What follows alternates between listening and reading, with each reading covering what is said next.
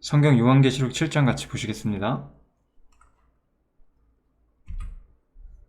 우리가 요한계시록 6장에서 이 6개의 인이 열리는 걸 봤죠? 6개의 인이 우리가 열리는 걸 봤고, 그 6개의 인이 열리면서 일어나는 재앙의 모습들을 봤어요. 이제 7번째 인이 열리면서 이제 7개의 나팔이 불리게 되는데, 그 이야기를 하기 전에 좀 일종의 삽입구로서 좀 특이한 내용이 등장을 하게 돼요. 결국 이 이야기는 이 인이 열리는 시기에, 이 인이 열리는 이 시기, 이 환란의 때겠죠, 그죠? 환란의 시기에 어떤 성도가 될 사람들에 대한 이야기를 다루고 있는 아주 특별한 성경이죠. 참 이렇게 성경을 이야기하다 보면은 뭐 이야기 나올 때마다 제가 맨날 너무 특별하다고 말해서 정말 근데 다 특별하죠. 성경에는 좀 버릴 내용이 없습니다. 그런 점에서는 아주 특별한 그 이야기를 우리한테 해주는 성경입니다. 요한계시록 7장 같이 한번 살펴보겠습니다. 이제 이 요한계시록 7장에서도 이제 천사들에 의한 재앙이 어떤 그 상징적으로 보이게 되는데, 이 이후에 내가 네 천사가 땅 네 모퉁이에 선 것을 보니, 이 네 천사가 땅의 네 모퉁이에 섰대요. 뭐 이건 상징적인 의미겠죠. 우리가 사실 지구는 둥글기 때문에 뭐 이게 어떤 의미다 이렇게 이야기가 어렵죠. 아무튼 온 세상에 사실 온 세상이 하나님의 권세 아래 있다라는 뜻이겠죠. 그래서 땅의 사방의 바람을 붙잡아 바람으로 하여금 땅에나 바다에나 각종 나무에 불지 못하게 하더라, 이렇게 나와요. 즉, 이 날씨라는 거 있잖아요. 우리가 좀 요즘에 참 기상이변도 심하고 그러잖아요. 우리가 마지막 시대에 다가오면서 세상에서도 많은 기상이변이 일어나는 걸 보는데, 이 날씨가 우연이 아니고 어떤 과학적인, 뭐 예를 들어 지금 우리가 요즘에 겪고 있는 이런 열대야나 뭐 이런 폭염이 그 지구 온난화에 의해서 막 이렇게 그 기후가 변하고 이런 거잖아요. 근데 이런 것들 모든 변화 위에, 모든 이런 섭리 위에, 모든 것 위에 하나님께서 계시다는 거죠. 그리고 이 하나님께서 천사들을 통해서 사실 날씨를 다루실 수 있는 분이시고, 결국 하나님께서 그렇게 하도록 허락하시기 때문에 발생하는 거잖아요. 아무리 우리가 이런 거를 뭐 과학으로 연구하려고 해봤자 우리는 아무것도 알 수가 없어요.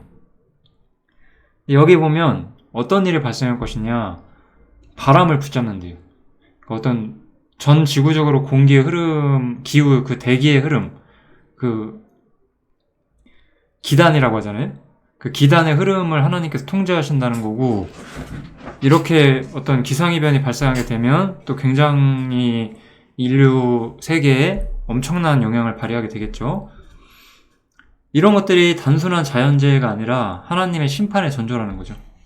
이 재앙의 주체가 바로 천사들이고, 이 천사들은 바로 하나님의 명령을 따라서 또 하나님의 명령을 수행하는 어떤 종들이기 때문에 결국은 이런 재앙들은 전부 하나님으로부터 오는 거라는 거예요.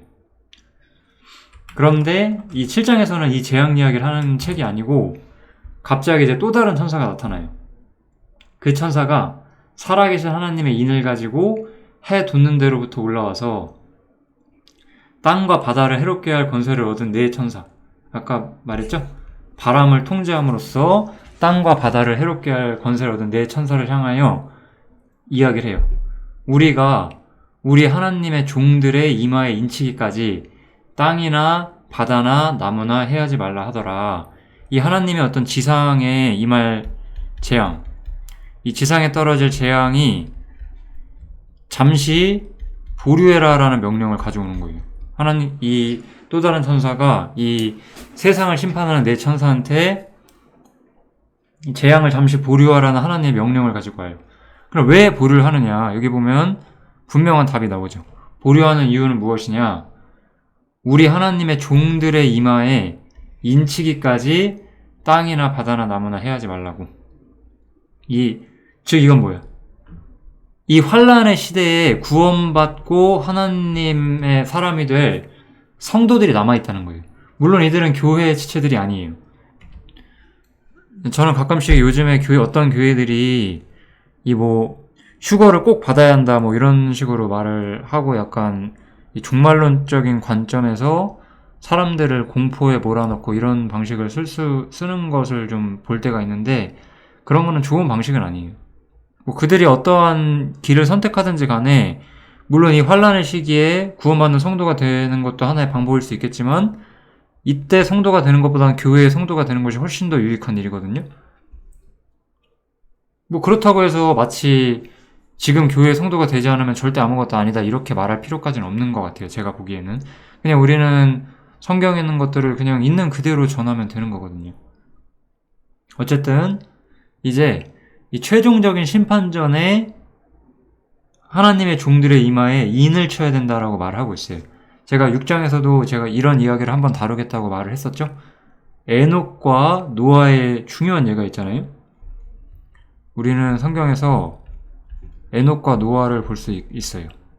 에녹은 홍수를 경험하지 않고 하늘에 올라갔어요.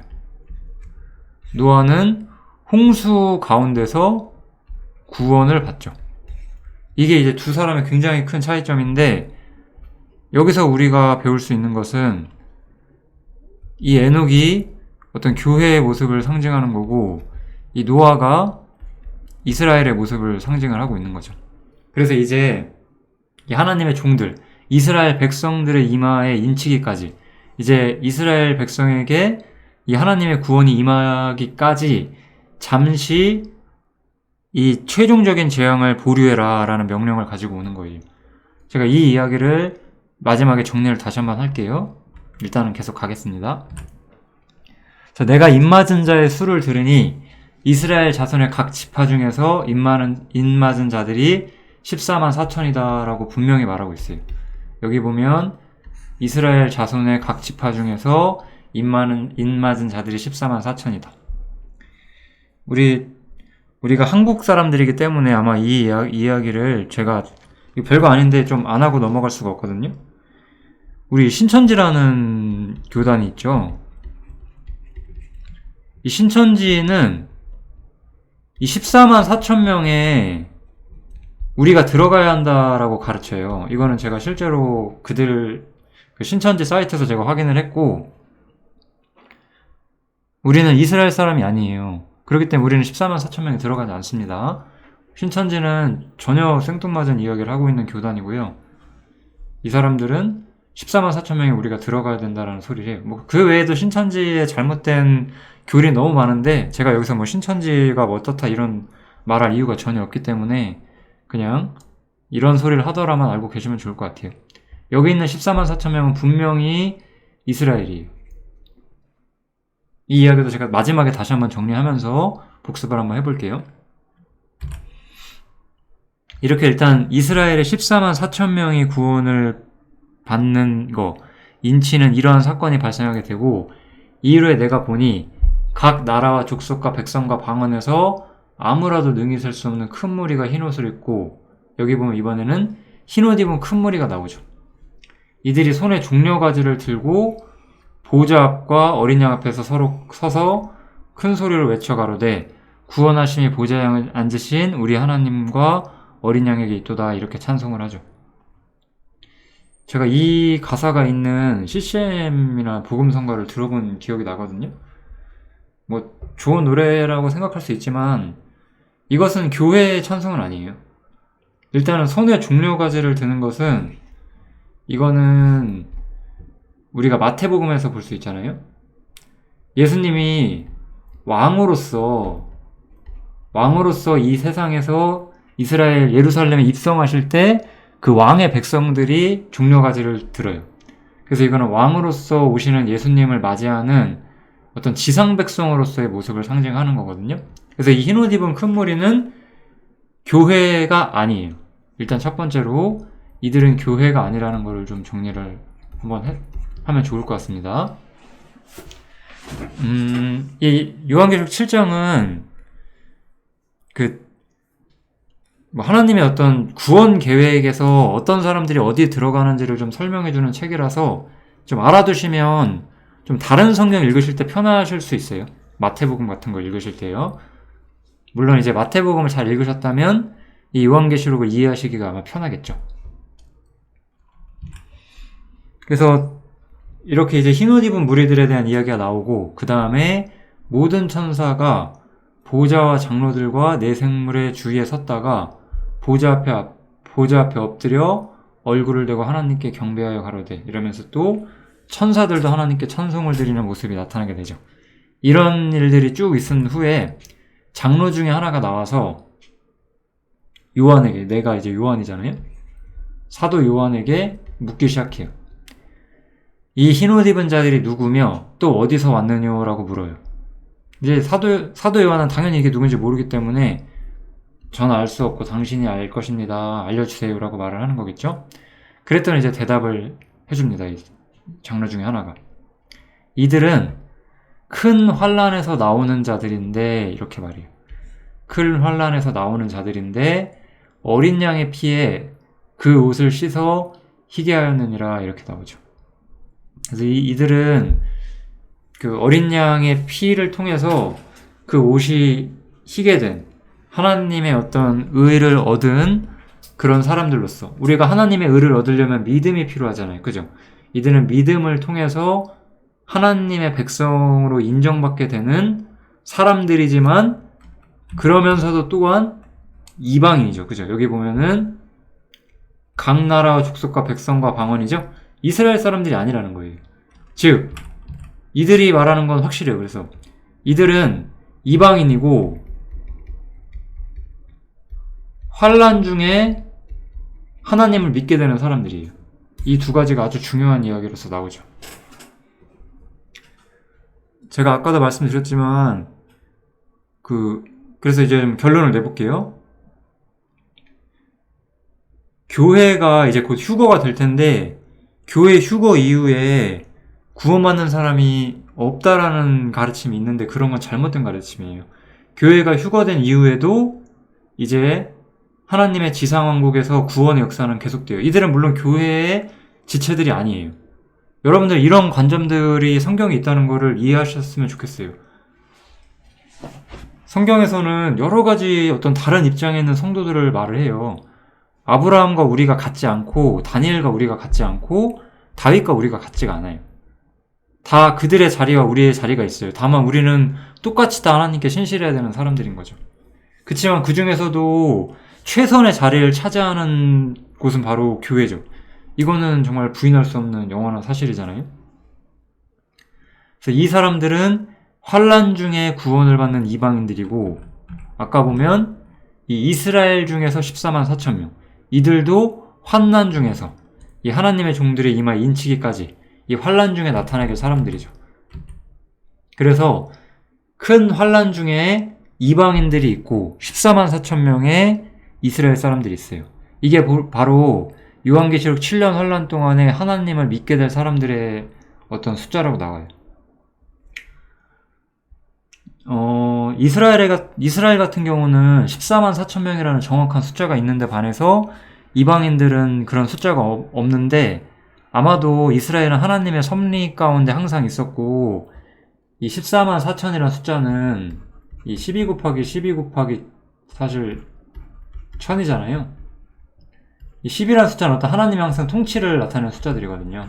그래서 어떤 이스라엘에 대한 하나님의 통치가 잊혀지지 않았고, 하나님께서 완벽하게 그들을 통치하시고 그들 나라에 대한 어떤 약속을 집행하신다는 걸 보여주고 있다라고 저는 생각이 들고, 어쩌면 천년왕국이라 천일지도 모르겠네요. 이건 그냥 제 상상이고 뭐 귀담아 듣지 않으셔도 되겠습니다.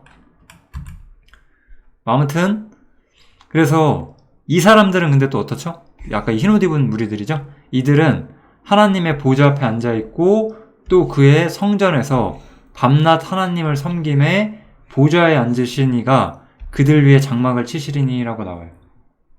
그래서 이들은 하나님의 어떤 성전에서 섬기는 사람들로서의 위치를 받게 돼요. 베드로가 그러죠.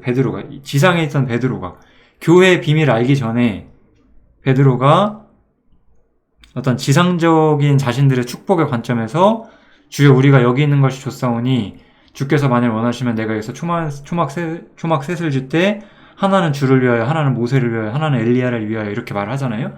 즉 여기서 베드로는 어떤 지상에서 하나님 약속이 성취될 것을 바라보는 입장에서 이렇게 말을 하는 거고, 어떤 교회에 대한 것을 이해하지 못하는 상황에서 이 이야기를 하죠. 이게 마태복음 17장인데 궁금하신 분들은 제 마태복음 강론도 있거든요, 유튜브에. 따로 한번 꼭 참고를 해주시면 좋겠습니다. 이 이야기를 제가 하기엔 너무 길어서 그거는 참고 부탁드릴게요. 아무튼 여기서 이들은 그래서 교회가 아니에요.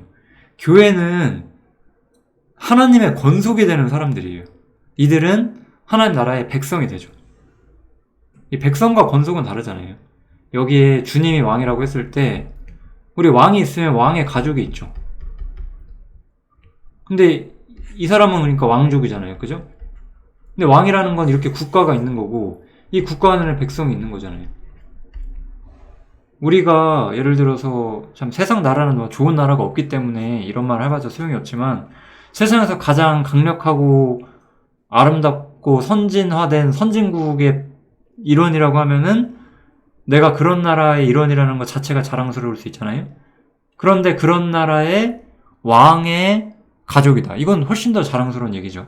그러니까 교회의 위치는 그냥 단지 백성의 위치, 섬기는 사람들의 위치보다도 더 값진 위치에 있다라고 우리가 생각해도 되겠습니다. 아무튼 여기서 우리는 이스라엘 14만 4천 명과 흰옷 입은 무리들에 대한 이야기가 나온다는 것을 좀 볼 수가 있어요. 제가 이제 정리를 이제 한번 해볼게요. 이 하나님의 전체 계획에 대한 우리가 필요한데, 이 에베소서 1장에 보면 이런 구절이 나와요.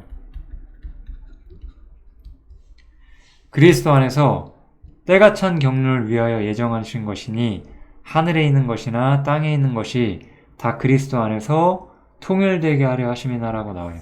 때가 찬 경륜이라는 거는 어떤 예비된 시대죠. 어느 때가 되면 오게 될 어떤 시대라는 의미인데, 그 때가 되면 하늘에 있는 것이나 땅에 있는 것이 그리스도 안에서 통일된대요. 그러니까 하늘과 땅에 있는 모든 것이 주님 앞에 어떤 드려지게 되는 인류 역사의 어떤 종착지가 오게 된다는 거예요. 그래서 어떤 최종적인 시대가 되면은 이 때가 찬 경륜이 되게 되면 이때는 하늘에도 하나님의 어떤 계획이 성취돼서 여기 사실 교회가 여기 속하게 되겠죠. 그 다음에 땅에는 어떤 이스라엘이 하나님 계획대로 어떤 열방 중에 머리가 되고, 그 외에 이방인 국가도 하나님 앞에 굴복하게 되는 이런 하늘과 땅의 모든 것이 하나님을 경배하는 그런 세상이 올 거라고 이야기를 하는 거예요. 그리스도 안에서 모든 게 통일된다는 거예요. 이게 진짜 하나님 앞에서 모든 게 통일되는 거예요. 제가 지난번에 여호와를 아는 지식이 세상에 충만한 것이 복음을 통해 되는 게 아니라 심판을 통해 되는 거라고 했잖아요. 이것도 마찬가지예요. 단순하게 그리스도인들이 늘어나고 있다고 해서 하늘과 땅에 있는 모든 것이 통일되는 게 아니에요. 이 세상에 하나님 외에 모든 가치관이 사라지고 하나님만이 남았을 때, 그때 바로 우리가 그리스도 안에서 통일됐다라고 비로소 말할 수 있는 거예요. 지금은 세상 사람들이 하나님 없는 것처럼 다 살고 있잖아요. 다 자기 분야에서 자기가 정말 잘하고 있는 것처럼 주장하며 살잖아요.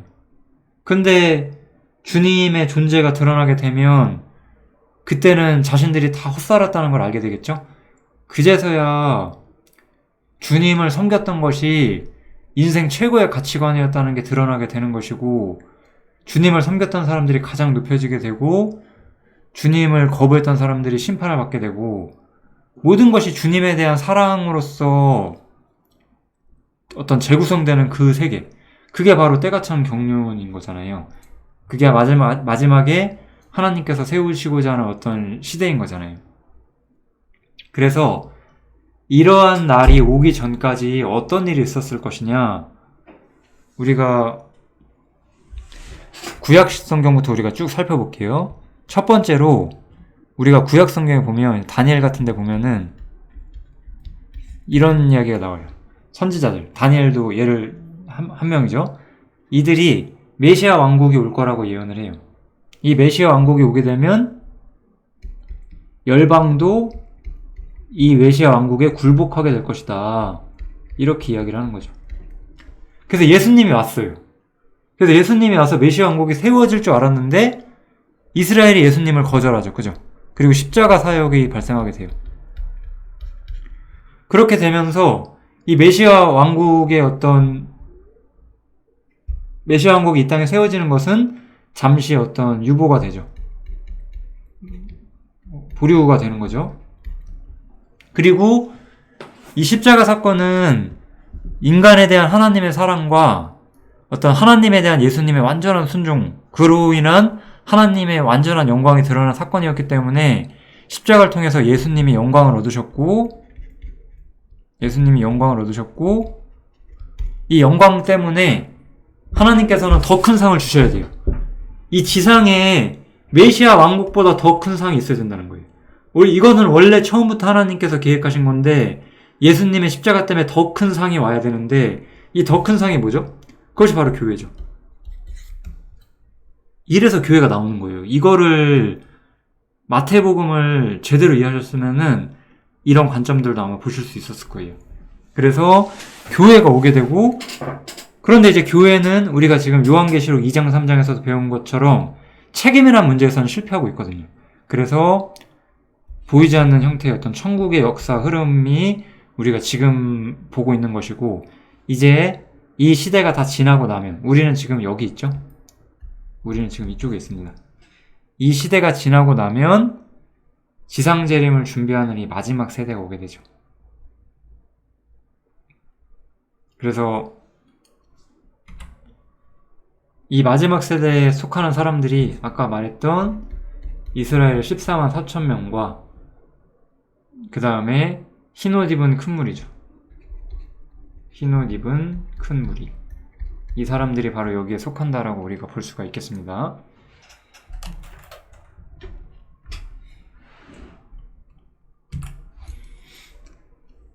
하지만 어떤 위치에 속하던 사람들이든 이들이 받는 축복이 영원하다는 건 변함이 없어요. 그래서 저희 이 14만 4천 명 혹은 아마 여기 문맥상 봤을 때는 이 흰옷 입은 큰 무리들이죠. 이들이 줄이지도 않고 목마르지도 않고 해나 아무 뜨거운 기운에도 상하지 않고 어린 양께서 저희의 목자가 되셔서 생명샘으로 인도하시고 하나님께서 저희 눈에서 모든 눈물을 씻어주실 것이미러라. 이렇게 말씀하시면서 이 사람들에게도 영원한 축복이 있을 것이다 라고 말씀해주면서 요한계시록 7장이 끝나게 되죠. 이 요한계시록 7장은 제가 좀 이해를 돕기 위해서 여러 가지 설명을 했는데 결국은 지상에 임할 심판 가운데 건짐받게 될 사람들이 존재한다는 거예요. 그 이야기를 하는 게 바로 요한계시록 7장이에요. 하나님께서 첫 번째 세상을 물로 심판하실 때 노아와 그의 자식들과 노아의 처와 그 자식들의 처 이렇게 8명의 사람이 그 환란 가운데서 구원을 받은 것처럼 이 하나님께서 지상에 재앙과 심판을 내리실 때 건지실 사람들이 있다라고 이야기를 하는 거죠. 지금 하나님의 어떤 계획의 어떤 일종의 완전성이라고 할까요? 통일성? 우리가 이런 것들을 이 요한계시록 7장에서 조금 살펴볼 수가 있습니다. 요한계시록 7장 여기서 마치겠습니다. 감사합니다.